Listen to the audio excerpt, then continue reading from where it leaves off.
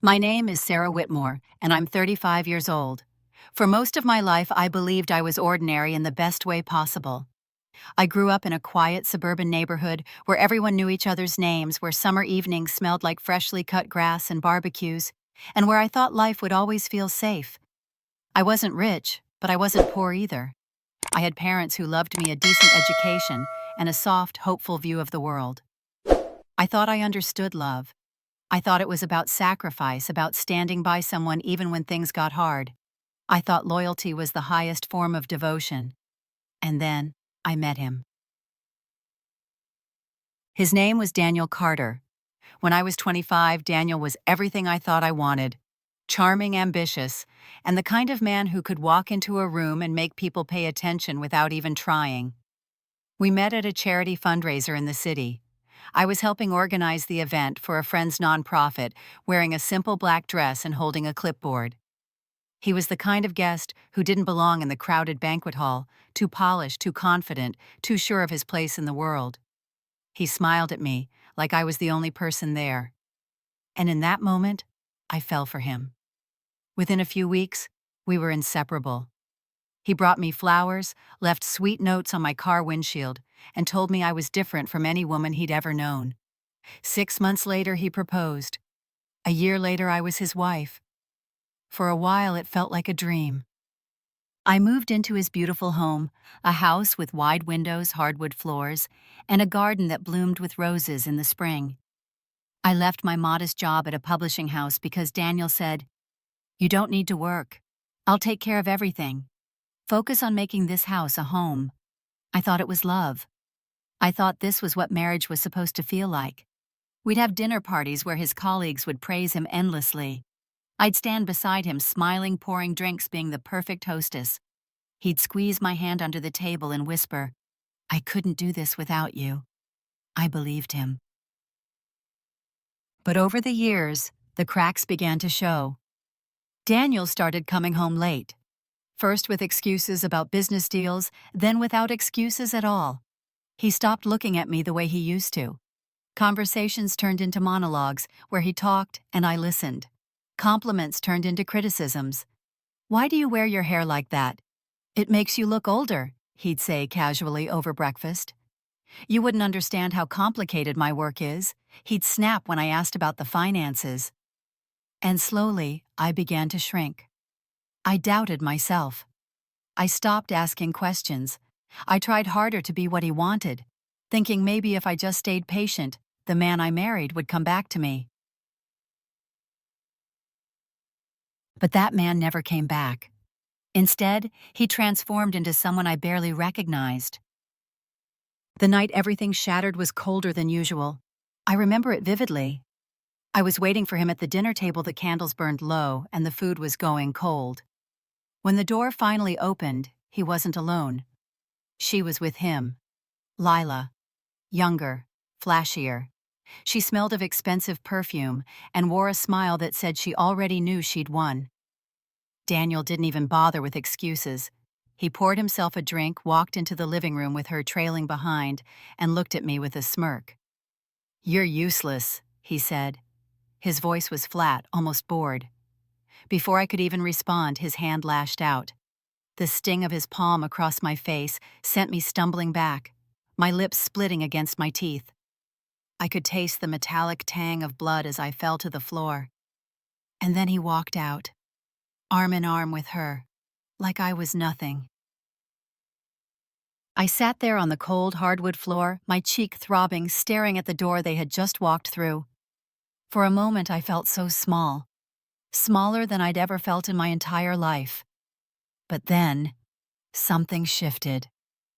I once believed Daniel was my safe place, the man I had trusted with my heart, my future, my entire life. But that night, as I pressed my trembling fingers against my bruised face, I realized the truth. He was never my safe place. He was my cage. And he thought he had just broken me. But here's what he didn't know. What Daniel never realized, what his arrogance blinded him from, was that long before I met him, I had a life of my own. I had my own name, my own worth. And I had a family legacy he couldn't touch. What he didn't know was that the empire he believed was his, the business he bragged about, the assets he thought he controlled, would one day belong entirely to me. Yes, me, the woman he called useless, the woman he hit, the woman he walked out on. Looking back, I almost laugh at the irony. He thought he was ending me that night. He thought that by humiliating me, by walking out with her, he was proving his power. But what he really did was wake up a part of me I had buried for too long, the part of me that remembered who I was before him. And in the end, he would lose everything he thought he owned. While I would rise. This is where my story begins. Not with the slap, not with the betrayal, but with the moment I realized I didn't have to stay silent anymore. Because the quiet ones, we're not weak. We're patient. And when we move with precision. He called me useless. Then he hit me. Then he walked out. But I was the one who inherited the entire empire. And this is how it happened. I grew up in a quiet little town in upstate New York, where life moved slowly and felt endlessly predictable. Our home was a modest two-story house with peeling white paint and a porch swing that creaked in the summer breeze. My father worked long hours as a mechanic, his hands always smelling faintly of engine oil, while my mother taught third grade at the local elementary school. They didn't have much, but they gave me what truly mattered: love, warmth, and a sense of belonging. In the evenings, I would sit on that porch swing, my head resting on my mother's lap, as she braided my hair and told me stories about how love was supposed to feel safe. She used to say, "When you find the right person, you won't have to question if you're enough. They'll make you feel like you already are." That was the belief I carried into adulthood. I worked hard in school, earned a degree in literature, and landed a job as a junior editor at a small but respected publishing house. I wasn't wealthy, but I was happy. I had a small circle of friends who filled my weekends with laughter and cozy dinners, and I dreamed of someday meeting someone who would love me with the same quiet steadiness I saw in my parents' marriage. I thought I knew what kind of love I deserved. I thought I would recognize it instantly. When I met Daniel Carter, I truly believed I had. He came into my life like sunlight breaking through a cloud. I still remember the first time I saw him standing at a fundraising gala for a local children's charity. I wasn't even supposed to be there. I was helping a friend coordinate volunteers wearing a simple black dress and carrying a clipboard. Daniel was the kind of man who didn't blend into a crowd. He was tall, broad-shouldered, with sharp blue eyes that seemed to notice everything. He had this effortless way of making people lean in closer when he spoke, like his words carried weight.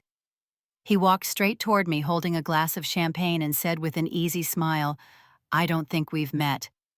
How have I missed someone like you at all these events?" I remember laughing awkwardly, brushing a strand of hair behind my ear, and explaining that I wasn't a guest, just a volunteer. But he didn't seem to care. In that moment, it felt like he saw me, not just someone in the background.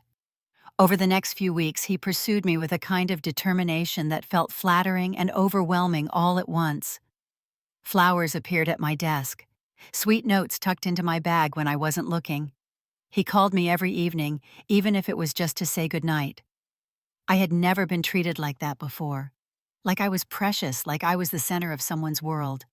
Within 6 months, we were inseparable. Daniel was ambitious in a way I admired back then.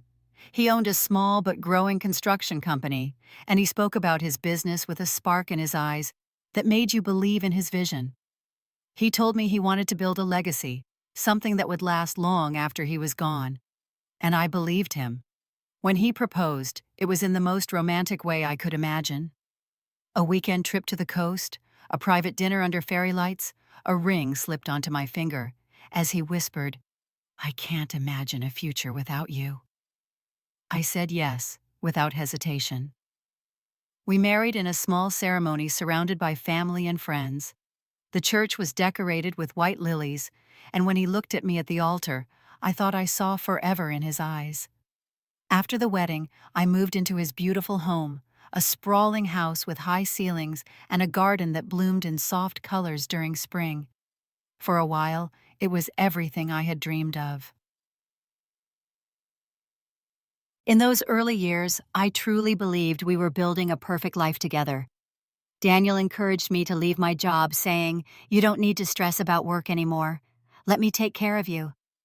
At the time, it felt like love. It felt like security. I told myself I was lucky to have a man so capable and confident, someone who wanted to provide for me. So I left the publishing house. I traded editing manuscripts for organizing dinner parties. I learned the schedules of his clients, memorized the names of their wives, and became the perfect hostess for his business gatherings. I gave up pieces of myself, quietly believing that was what love required. I stopped writing, even though I'd once dreamed of publishing my own book. I stopped meeting my friends for coffee because Daniel often worked late, and I wanted to be home when he came back. I adjusted, compromised, reshaped my world around his. And every time doubt crept in, every time I wondered if I was losing too much, he would disarm me with charm. "You're the reason I can do all this," he'd say, kissing my forehead. "You're the calm in my storm, Sarah." And I believed him. Now, looking back now, I can see the red flags. The way he would subtly criticize my decisions. The way he kept control over the finances, insisting it was simpler that way. The way he slowly distanced me from the people I loved, claiming they didn't really understand our life. But at the time, I thought I was being a good wife. I thought loyalty meant bending until it hurt. I thought love meant staying, even when it felt heavy. Sam, if you had met me then, you would have seen a woman who seemed to have it all. A beautiful home, a handsome, successful husband, a life without financial worry. I smiled at dinner parties, I held his hand in public. I played the role so well that even I believed it. What no one saw were the quiet moments of loneliness, the nights I stayed awake waiting for him to come home, the way my voice got smaller every time he dismissed me with a careless laugh. But I told myself it was just a phase. I told myself all marriages go through rough patches. I never imagined that the man who once whispered promises of forever would one day look me in the eye and call me useless. At that time, I was still the woman who would defend him. I was still the woman who believed in his potential more than my own. I didn't know yet how much pain was waiting for me. I didn't know that betrayal was already creeping in like a slow, silent poison. And I didn't know that everything he thought he controlled was never truly his at all.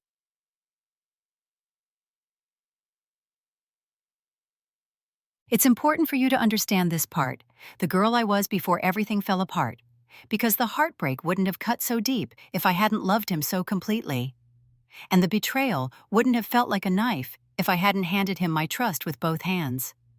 This was the beginning, the warm golden light before the storm, the calm before I saw his true face, the fragile peace before I learned that the life I thought I was living was a carefully crafted illusion. It didn't happen all at once. There wasn't a single moment when I woke up and thought, something is wrong. It was gradual, like a hairline fracture spreading across glass. At first it was small things. Daniel stopped lingering at the breakfast table. He used to sip his coffee slowly. Tell me about the day ahead. Ask about mine, even if I didn't have much planned. But slowly, his mornings became rushed. He would glance at his phone before even saying good morning. He'd leave his plate half finished, kiss my cheek distractedly, and say, "I have a meeting. Don't wait up." Evenings changed too. He used to call if he was running late. He'd text me photos of his lunch or something funny he saw during the day. But soon, the messages stopped. Then, the phone calls stopped. And eventually, he stopped coming home at a reasonable hour at all. I'd sit alone at the dining table, the food I made going cold, telling myself he was just busy. When I asked gently where he'd been, he'd sigh heavily, like my curiosity was a burden. "Sarah, I'm trying to grow this business. Do you have any idea how stressful it is? Why can't you just trust me?" I'd swallow the lump in my throat and nod, telling myself I was overthinking it. After all, he was building a company. Maybe I just didn't understand how much pressure he was under. But the little things kept piling up. One afternoon while I was putting away laundry, I noticed a receipt in his pants pocket, an expensive dinner for two at a restaurant in the city. A restaurant we had never been to together. When I asked about it, he barely looked up from his laptop. "Client dinner," he said flatly. "You wouldn't know him. Stop snooping through my stuff." The word snooping stung. I hadn't been snooping, I was just folding his clothes. But I let it go. The next week, there was another receipt. This one for a hotel room. When I asked, he laughed a short, humorless sound. "Sarah, you're being ridiculous. Sometimes I stay in the city if it's too late to drive back. Stop imagining things." And I believed him, because I wanted to. His tone toward me started to shift too. In the early years, he always complimented me, even on the smallest things. He'd tell me I looked beautiful in the simplest dress. He'd thank me for making dinner. He'd hold my hand just because. But gradually his words became sharper. "Are you really wearing that?" he'd ask, glancing at me with a hint of disdain. Or, "You wouldn't understand how complex my work is. Just stick to the house. It's better that way." Sometimes he'd say, "You're lucky you don't have to worry about real problems. I take care of everything." The way he said lucky made me feel small, like I was a child being scolded for not appreciating a toy. Odd. The house began to feel heavy. Even the room seemed colder. I noticed unopened bills on his desk, envelopes from the bank marked urgent. When I asked, he brushed it off with that same tired sigh. "Cash flow is tight right now. It's normal in business. Stop worrying about things you don't understand." I told myself it was just a temporary setback. After all, businesses have ups and downs. But I couldn't ignore the way he'd flinch when his phone buzzed, or the way he started taking calls in another room with the door closed. Once I accidentally caught a glimpse of an email on his computer. It wasn't just business trouble. There were late fees on loans I didn't even know existed. And then there was the scent. It wasn't mine. Daniel started coming home smelling like a different perfume, something sweet and heavy, the kind I'd never wear. At first, I tried to explain it away. Maybe it was from a client. Maybe someone hugged him at a meeting. But the smell lingered too long. It clung to his shirt, his hair. When I mentioned it, he looked at me like I was crazy. "You're imagining things," he said. "Don't start acting paranoid. That's not attractive." And like a fool, I let him convince me that my instincts were wrong. I also noticed changes in his spending. New suits, a more expensive watch, dinners at places he never took me. There was a charge for a luxury spa in another city. When I asked why we were suddenly spending so much money, he snapped. "Do you think money just appears out of thin air? I'm working harder than ever. Don't question how I use it. It wasn't just the money. It was the secrecy." He started guarding his phone like it was made of gold. He never left it unattended. He changed the passcode. And if I so much as glanced at it when it buzzed, he'd snatch it away.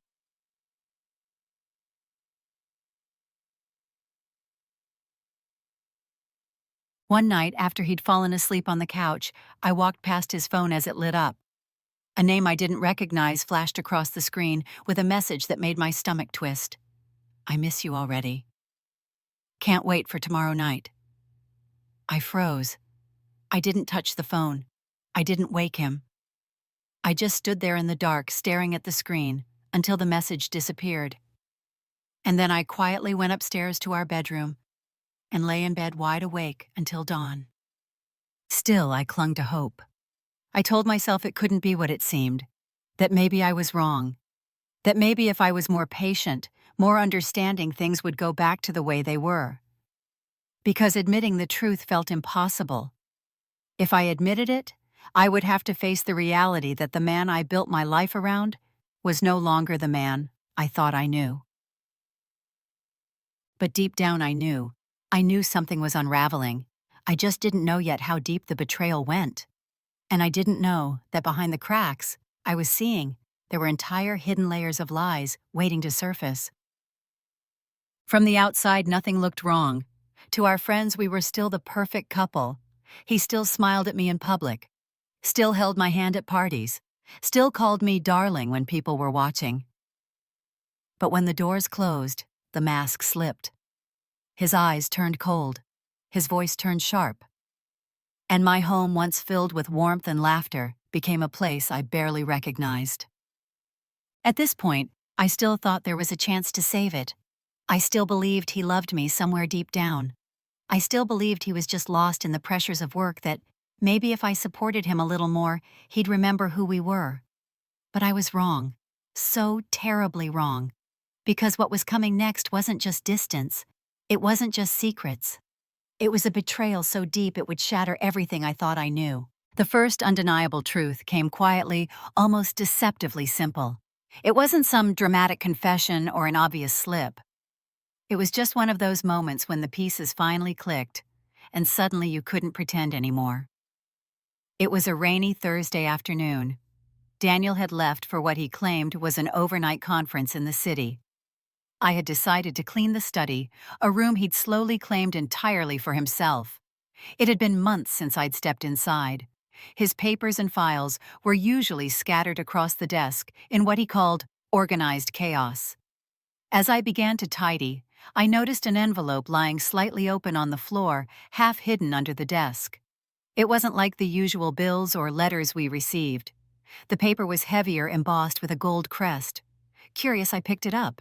It was an invoice from an upscale hotel I had only ever seen in glossy magazines. A 2-night stay in a luxury suite, complete with a detailed list of charges, champagne in-room dining for 2 spa treatments. And it was dated for the same weekend he told me he had been working late on a major deal. My hands shook as I read it over and over. My mind scrambled for excuses. Maybe it was a client. Maybe he booked it for someone else, his business partner, a guest, anyone. Maybe there was an explanation I just didn't understand. But deep down, I knew there wasn't. That evening I called him. I tried to keep my voice steady, casual. "How's the conference?" I asked. There was a pause, just a second too long. "It's fine. Busy. I'll probably be home late tomorrow." "Don't wait up." I swallowed the lump in my throat. "Which hotel are you staying at?" He chuckled lightly. "Why, planning to surprise me?" "I'm just curious," I said softly. "The usual place," he replied vaguely. "Does it matter?" I didn't push further. I hung up, my heart pounding in my chest. When the call ended, I sat in the silence of that study, staring at the hotel invoice on the desk. My first concrete proof. It wasn't just paranoia anymore. But even then I told myself maybe it wasn't what it seemed. Maybe it was innocent. Maybe he had booked it for a client. Maybe the in-room dining was just a meeting. Maybe the spa charges were for himself. I clung to those maybes because the alternative, that he was sharing that hotel room with another woman, was too painful to fully accept. I decided to wait, to watch, to gather more before accusing him of something that might destroy everything. A few days later, another clue surfaced. We were at dinner, sitting across from each other in a quiet little restaurant we used to love. I had suggested we go out, hoping to reconnect, to remind him of the early days when we actually enjoyed each other's company. But the entire time, his attention was on his phone. His thumb moved quickly over the screen, a faint smirk tugging at his lips. "Who are you texting?" I asked, trying to sound lighthearted, not jealous. He looked up, his expression instantly guarded. "No one. Work stuff." "Must be important," I said softly. "Sarah." He sighed, irritation creeping into his tone. "Can we not do this? I came here to relax, not to be interrogated." I nodded quickly, forcing a smile. "Of course. Sorry, I didn't mean to." But before I could finish, his phone lit up on the table. A name appeared on the screen, Lila, and below it the preview of a message, "Can't stop thinking about last night." Assad. He snatched the phone before I could read more. "What was that?" I asked quietly. He glared at me. "It's nothing." It didn't look like nothing. "Sarah." His voice turned cold sharp. "Don't start." I stared at him, my stomach twisting into knots. "Who is Lila?" "She's a client," he said flatly, without a hint of hesitation. "She's helping me with some networking. Don't blow this out of proportion." But the look in his eyes told me the truth. I didn't press further, not because I believed him, but because I wasn't ready for what pressing would mean. That night when we got home, he didn't come to bed. He stayed downstairs in the study, the door shut, the faint glow of his phone lighting the darkness under the crack of the door.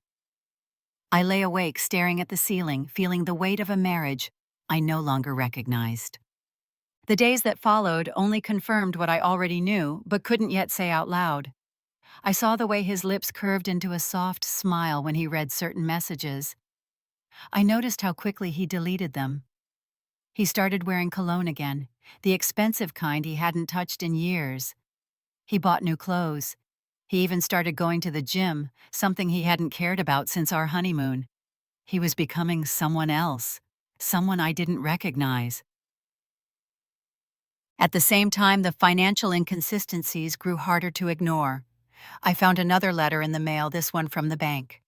An overdraft notice for an account I didn't even know existed. When I asked him about it, he brushed it off. Business expenses. It's temporary. Stop worrying about things you don't understand. But the more I looked, the more I found. Credit card statements with strange charges, loans taken out in his name, late fees stacking up. It wasn't just an affair. It was something bigger, something deeper. He was lying about more than just where he spent his nights. I wanted to scream. I wanted to confront him and demand the truth. But instead, I stayed quiet. I told myself he was just stressed. That maybe this was all a phase. That maybe if I supported him more, he would come back to me. So I tried. I cooked his favorite meals. I stopped asking questions. I smiled when he came home late, even though my heart was breaking a little more each time. Because I still loved him. And I wasn't ready to let go of the dream I had built. But love can't survive on dreams alone, and deep down I knew it was slipping away. Every time his phone buzzed, my chest tightened. Every time he walked out the door with that distant look in his eyes, I felt another piece of my hope crumble. I was living with a stranger who wore my husband's face. Kag. Still, there was a part of me that hoped he would wake up, that he would remember who we used to be, that he would look at me the way he did on our wedding day and realize he was making a mistake. But the truth was, he was already too far gone. And the first reveal, the hotel receipt, the message from Lila, the financial lies, was only the beginning. There were deeper betrayals waiting, darker truths I hadn't even begun to uncover. And soon they would come crashing down around both of us. It was a Friday night, the kind of night that once would have been ours. In the early days of our marriage, Fridays were sacred. We'd order takeout, open a bottle of wine, curl up on the couch, and talk about our week. Back then, Daniel would look at me like I was the only thing in the room that mattered. But that Friday felt different. The house was unnervingly quiet, heavy with an unfamiliar tension. I had prepared his favorite dinner, rosemary roasted chicken, mashed potatoes with garlic, and the bottle of Merlot he always claimed helped him relax after a long week. I set the table for 2 lit candles, tried to recreate the warmth we used to have. I wanted to believe it could still be salvaged. Hours passed.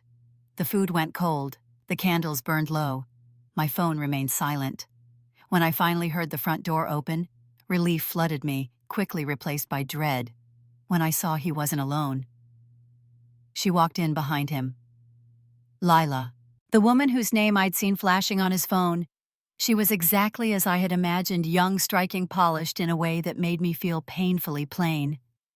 Her perfume, sweet and overwhelming, filled the hallway. She didn't look at me with shame or apology. She looked at me with triumph. Daniel didn't even flinch as he brought her into our home. "Sarah," he said flatly, shrugging off his jacket. "This is Lila. She's a friend from work." A friend. I stood frozen, my fingers gripping the back of the dining chair. A friend. "You're bringing a friend home at midnight." He smirked. "Don't start." Lila tilted her head, smiling faintly. "You didn't tell me your wife would be awake?" she said softly, her voice dripping with false innocence. "My wife." The words hung between us like an accusation. I felt the heat rising in my chest, the confusion and rage mixing into something sharp. What is this? Why is she here? Daniel's eyes narrowed. "She's here because she belongs here. Maybe if you actually understood what I need, I wouldn't have to." He stopped himself, but it was too late. The words cut deeper than any slap could have. Wouldn't have to, what? I asked, my voice trembling. Wouldn't have to find someone who supports me, who makes me feel alive. The room spun. I wanted to scream, to throw the wine glass in my hand, to demand how he could bring her into the home we built together. But before I could find the words, he stepped closer.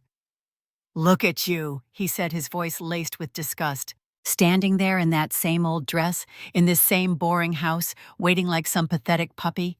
You've become useless, Sarah, absolutely useless." My breath caught in my throat. Useless? Yes. His voice rose now, anger flickering in his eyes. "You do nothing. You are nothing. Do you think staying home cooking dinner, pretending this makes you a good wife? You're a weight around my neck." Lila's soft laugh echoed from behind him. Something inside me broke. "After everything I've given up for you, you call me that?" He stepped even closer, his presence towering over me. "You should be grateful I kept you this long." And then, without warning, his hand came down. The sound of the slap was louder than I expected, sharp and hollow against my skin. My head snapped to the side. I stumbled back my cheek, burning tears stinging my eyes before I could stop them. For a moment there was silence. I tasted blood. I looked up at him, my vision blurry, and saw no remorse in his face. Behind him, Lila didn't move. She didn't gasp or protest. She just stood there, arms folded, a faint smirk tugging at her lips. "Now you see," Daniel said coldly. "You've never been enough, and you never will be." Then, as if I were a discarded piece of furniture, he turned away. "Let's go," he said to her, his voice suddenly soft again. She slipped her arm into his, and together they walked out the door without another glance back at me. The door slammed shut. And I was alone. I sank to the floor, my legs giving out beneath me. The hardwood felt cold against my palms. I pressed my trembling fingers against my swollen cheek, trying to steady my breath, but the sobs came anyway, silent at first, then louder, until they filled the empty room. The candles flickered. The dinner sat untouched, the wine glass tipped over, spilling across the tablecloth like a dark wound. I had never felt smaller. That was the night the illusion shattered completely. There was no more pretending, no more maybes. No more excuses about business trips, about stress, about temporary distance. He wasn't just distracted. He wasn't just tired. He was gone. The man I thought I married no longer existed. And yet, even in that moment of despair, a strange, quiet clarity began to creep in. For so long, I had bent myself into someone I thought he wanted. I had given up pieces of my identity, convinced myself that love meant sacrifice, loyalty, endurance. But all along he had been taking my trust, taking my time, taking the best years of my life while giving nothing back. And when I was no longer convenient, he discarded me like I was nothing. I stayed on that floor for hours. I don't remember how long exactly, long enough for the candles to burn out, long enough for the darkness to settle thick around me. But in that silence, I made a decision. Not to fight for him, not to beg him to stay, not to try and fix what was already beyond repair. No. I decided that if he thought I was weak, I would show him exactly how wrong he was. Because here's the thing about people like Daniel, they mistake kindness for weakness. They mistake patience for naivety. And when they think they've broken you, they don't see what's quietly awakening beneath the surface. As I sat there in the dark, wiping the tears from my face, I felt it's something I hadn't felt in years. Resolve. He thought walking out with her would destroy me, but all he did was set me free. The betrayal was complete. The humiliation was absolute. But it was also the turning point. Because from that night on, I wasn't just his wife. I wasn't just the woman waiting at home. I was the woman who would rise. And in the end, the empire he thought was his would crumble into my hands. After that night, the slap, the humiliation, the way he walked out with Lila, I thought I had reached the lowest point of my life. I thought there was nothing left to lose. But sometimes rock bottom is exactly where you start to see the truth clearly. When Daniel left, I didn't scream or call anyone. I didn't chase him. I didn't even cry the next day. Instead, I moved through the house silently like a ghost in my own home. And in that silence, my mind began to clear. Because if he thought I would sit there forever, waiting for him to decide my worth, he didn't know me at all. The first thing I did was call Melissa, an old friend I'd lost touch with years ago. She had always been wary of Daniel, had warned me early on to be careful. Melissa was now a paralegal at a reputable law firm. When she heard the trembling in my voice, she didn't ask for details. She simply said, "Come to my office. Bring anything you can find, bank statements, property documents, whatever you have access to." That same afternoon, I went into Daniel's study with a new purpose. I started opening every drawer, every file cabinet. I pulled out folders thick with paperwork I'd never bothered to read before. Deeds, tax forms, loan applications, business contracts. My fingers skimmed through them like I was sifting through the ashes of our marriage. And then I found something I wasn't expecting. A folder labeled Whitmore Trust. At first, the name barely registered. It was my maiden name, but I assumed it had nothing to do with me. My parents had been modest, middle-class people. There was no trust. But curiosity made me open it. Inside, there were legal documents from years ago, long before I met Daniel. And as I read them, my heart began to race. They were inheritance papers. I learned something that day that Daniel never fully understood. My grandfather, whom I had barely known, had been quietly wealthy. He had owned a string of properties, investments, and shares in several businesses. When he passed away, he left his estate not to my parents, but directly to me, his only grandchild, placing everything into a trust that would activate in my name when I turned 30.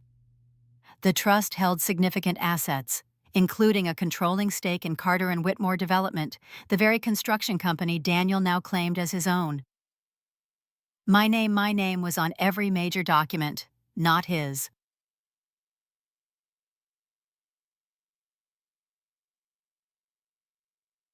I sat there at Daniel's desk, staring at the papers in disbelief.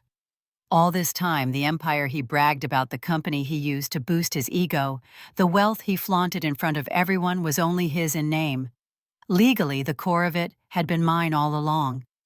When we got married, Daniel insisted on merging certain assets, convincing me it was simpler that way. I never cared to question it. I thought he was just being practical. But in reality, he'd been using my inheritance as the backbone of his ambitions. He built his illusion of power on my foundation. And here was the twist he didn't see coming. Because of the way my grandfather structured the trust, Daniel never had full control. He couldn't sell, liquidate, or transfer key parts of the company without my signature. He thought he owned it. He didn't. Shocked. The more I read, the more the puzzle came together. Daniel was drowning in debt. He had been secretly taking loans against smaller assets, gambling on high-risk investments, and using money to impress Lila. He was siphoning funds from the business to keep up appearances.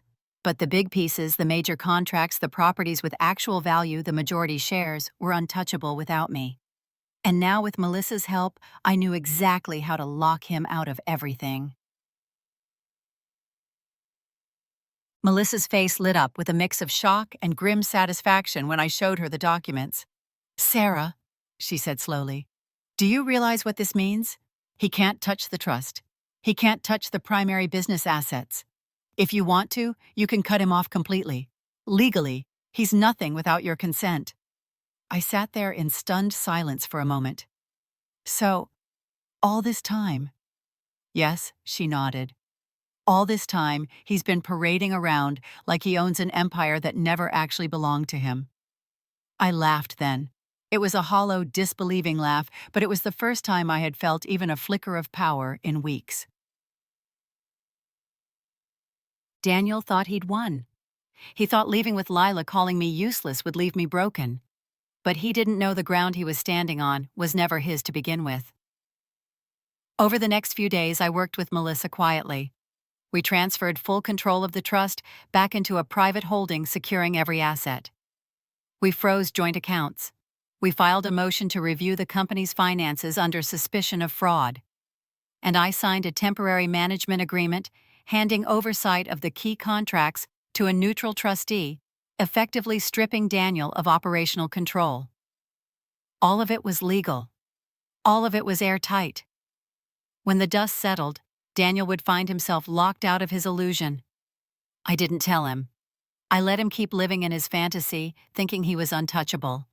For 2 weeks he flaunted Lila around town. He drove the car I paid for, wore suits bought with my inheritance, and told anyone who would listen how liberated he felt now that he was rid of his burden of a wife. Meanwhile, behind the scenes, the walls were quietly closing in.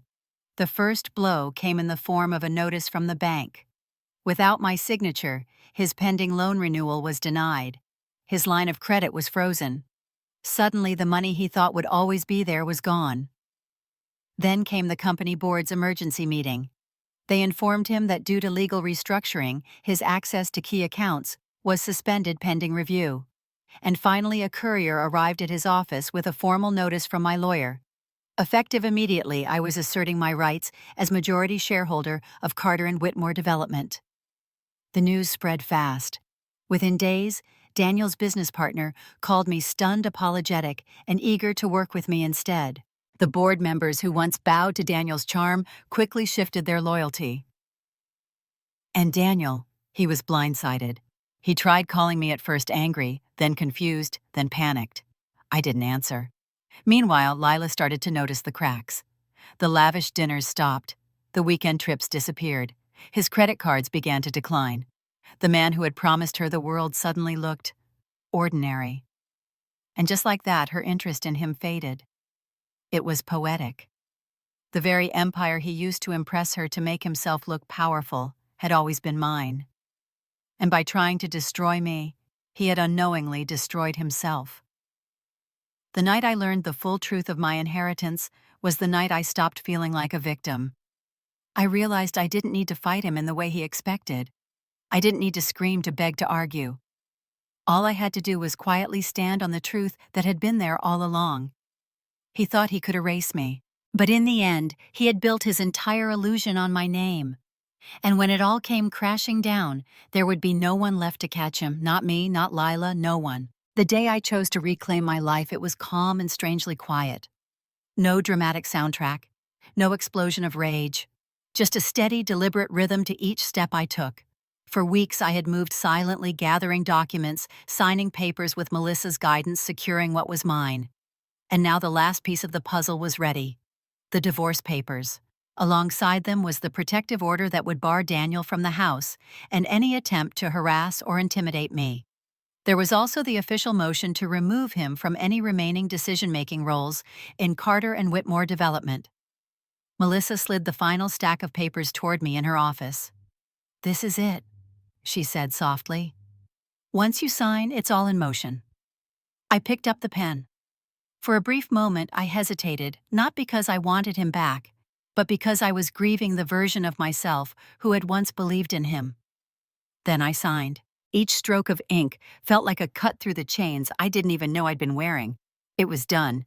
The next morning, Daniel arrived at his office as usual, thinking it was just another day of pretending he still had control. But before he could even settle into his chair, a courier walked in with a thick envelope. He opened it in front of his staff. Inside were the divorce papers, and stapled to the top was the court order freezing his access to all major accounts. His face went pale. Before he could process what was happening, another email notification popped up on his computer. The board of directors had called an emergency meeting. His business partner was now siding with me, the legal majority shareholder. Within hours, he was locked out of the company he had boasted about for years. He called me over and over again. At first, the voicemails were filled with disbelief and outrage. "Sarah, what the hell are you doing? You can't do this to me. That company is mine." Then they turned to anger. "You think you're smart. You think you can ruin me. You'll regret this." And finally, they turned to something pitiful. "Please, Sarah. I'm sorry. I made a mistake. We can fix this. Just call me." I didn't answer a single one. When the accounts froze, the lavish lifestyle he had promised Lila crumbled overnight. Her designer bags stopped appearing. The expensive dinners vanished. The car payments bounced. And just like that, Lila was gone. Melissa told me someone had seen her at the airport with 2 suitcases boarding a flight out of state. She didn't even leave Daniel a note. Meanwhile, the town started talking.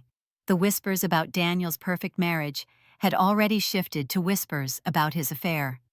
Now they turned into open gossip about his downfall. Clients canceled contracts. Investors pulled back. The man who once strutted into community events with a smug smile now avoided public places altogether. His name was no longer said with admiration. It was spoken with pity, or worse, mockery. I didn't need to humiliate him. He did that himself. All I did was remove the safety net he had assumed would always be there. A week later, I drove by the old company building. Through the glass windows, I saw him sitting at his desk, with his head in his hands, surrounded by empty file boxes. His once tailored suit was wrinkled. His hair was unkempt. He looked smaller, somehow deflated. There was no satisfaction in seeing him like that. Not really. What I felt was closure, because I finally understood that his downfall was never my burden to carry. After the legal dust settled, the house was legally mine, something my grandfather had ensured when he tied the property into the trust. I spent the next few weeks transforming it. I repainted the walls, removing the cold grays Daniel had chosen for a more modern look. I tore down the heavy curtains and let the sunlight flood back in. I filled the kitchen with colors and warmth again. The study, once his fortress of secrets, became my art studio. I set up an easel, scattered brushes and paints across the desk, and let the room breathe a new kind of life. Every change felt like peeling away the last traces of him. I started seeing old friends again. Melissa and I began having coffee every Saturday morning. I reconnected with Claire, my college roommate, and we spent hours laughing about the things we used to dream about when we were young. I even went back to the community center and signed up for an art class, the one thing I'd given up years ago, because Daniel had told me it was a waste of time.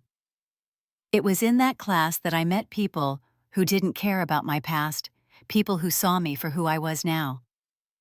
And in the evenings, I found peace in small routines. I adopted a dog from the local shelter, a scruffy golden retriever named Daisy, who had been abandoned by her previous owners. The first night she curled up next to me on the couch, I realized how long it had been since the house had felt truly alive. For the first time in years, I didn't feel lonely in my own home. Meanwhile, Daniel continued to spiral. He tried everything. He called, texted, even showed up once at the edge of the driveway, disheveled, desperate, pleading. But the restraining order held. The deputies escorted him away, without me having to say a word. Later I heard he'd moved into a dingy motel on the outskirts of town. His credit cards were maxed out. The loans he'd hidden were coming due. And without access to the company, he had no way to climb back. His name, once synonymous with power, now carried nothing but shame. People asked me if I felt vindicated. But the truth is, revenge didn't feel loud or fiery the way you see in movies.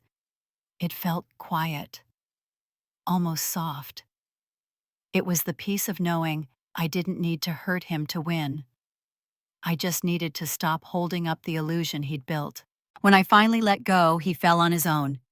The closure didn't come from watching him lose everything. It came from realizing I had gained myself back. I wasn't the woman waiting by the door anymore. I wasn't the wife bending herself into silence just to keep someone else happy. I was my person again. And for the first time in a long time, the future didn't feel heavy. It felt open. One evening I sat on the porch with Daisy at my feet, watching the sunset paint the sky in soft hues of gold and pink. I sipped my tea and felt the quiet settle around me.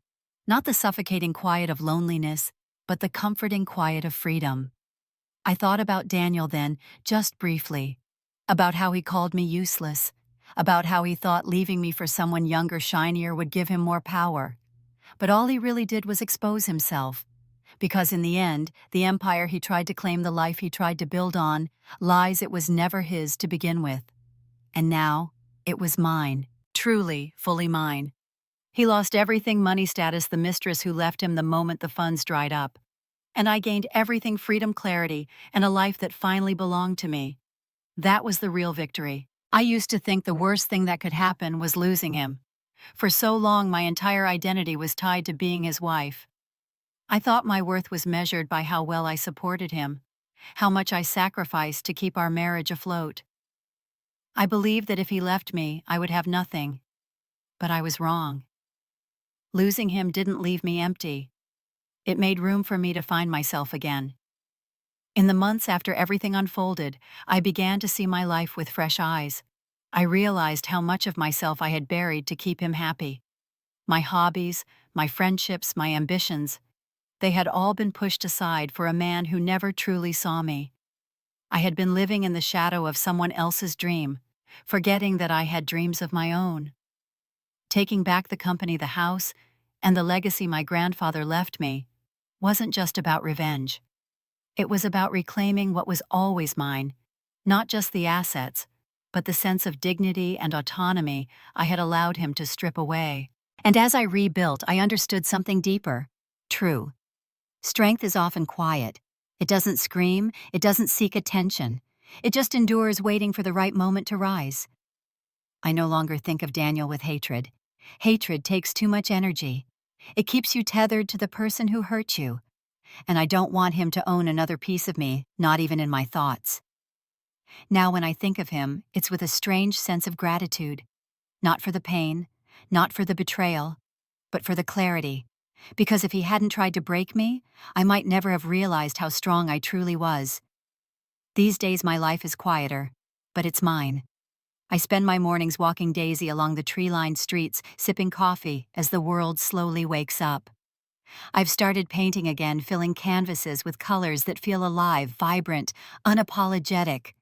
The company that Daniel tried to claim is now under new leadership, one that values integrity and honesty. I work with the board occasionally, but I no longer let it consume my life. I've learned that success is sweetest when it doesn't come at the cost of your soul. And most importantly, I've surrounded myself with people who see me not just the roles I play or the things I can provide. I know there are others out there who feel trapped the way I once did. Maybe you're reading this right now, sitting in a house that feels less like a home and more like a cage. Maybe you've been told you're not enough, that you'd be nothing without the person who's slowly erasing you. I want you to hear this. You are more than their words. You are more than the lies they tell you about yourself. And sometimes it takes losing everything you thought you needed to discover that you already had everything you truly needed within you. Daniel thought breaking me would make me small, but in losing him, I found myself. I found my voice. I found my strength. I found the freedom to create a life that wasn't defined by someone else's expectations. And in the end, everything he thought he could take, my home, my security, my future, remained mine, because it was never his to begin with. When I look back now, I don't see a story of defeat. I see a story of transformation. The woman who once stood on that cold hardwood floor bleeding and humiliated is gone. In her place is someone wiser, stronger, and infinitely more alive. I'm not the victim of his choices. I'm the author of my ending. So I'll leave you with this question. Have you ever been underestimated only to rise stronger? Tell me your story. I want to hear it. Because stories like ours matter. They remind others in the dark that there's a way out, a way forward, a way to rebuild. And if my journey resonates with you, if it reminds you that quiet strength can be the most powerful force of all, then stay connected. Follow for more stories of resilience, justice, and the kind of courage that doesn't need to be loud to be unforgettable. Because at the end of it all, I've learned one unshakable truth. People who try to break you don't realize they're simply shaping the edges of your strength. And sometimes the best revenge is not their destruction. It's your peace.